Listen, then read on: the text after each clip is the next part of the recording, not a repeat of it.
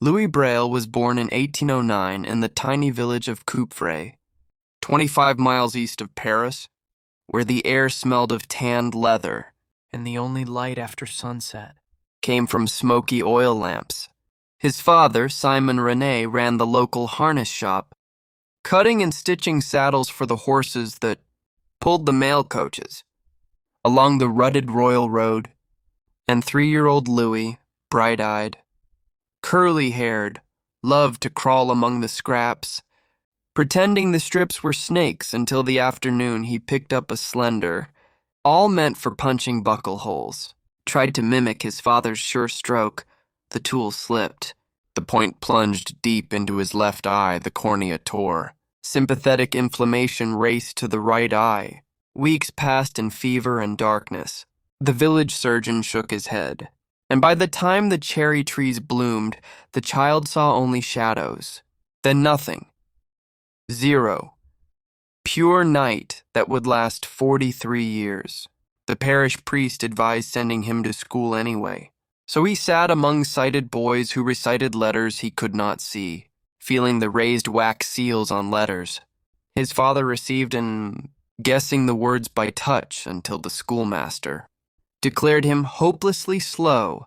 Yet at 10 he won a scholarship to the Royal Institute for Blind Youth in Paris, a damp monastery beside the Seine, where 200 boys slept on straw pallets and were taught to read by tracing raised Roman letters carved in wet paper, clumsy, oversized, expensive, exhausting, and to write by pressing metal wires into soft board from right to left. So the impression would appear correct when the paper was turned over, a process so tedious most gave up.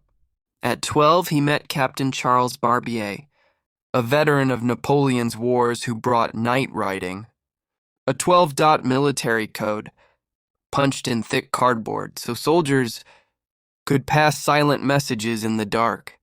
But the dots were too many, too wide, impossible for small fingers to scan in one swipe.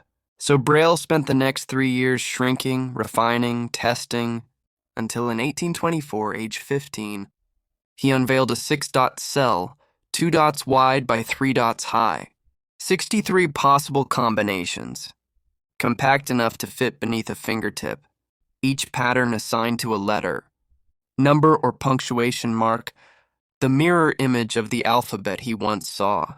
He pressed the first page with a blunt awl, the same tool that had blinded him, punching from right to left so the dots would rise correctly on the reverse, then turned the sheet, ran his index finger across the tiny beads, and for the first time in 12 years a full sentence flowed into his mind without anyone speaking. Je puis lire. I can read. Classmates gathered, touched the page, laughed, cried, demanded more. And within months they were devouring books he transcribed by night by candle stub, hunched over a wooden bench, wrist aching, dots multiplying like stars. He added symbols for mathematics, so blind students could solve equations previously barred to them.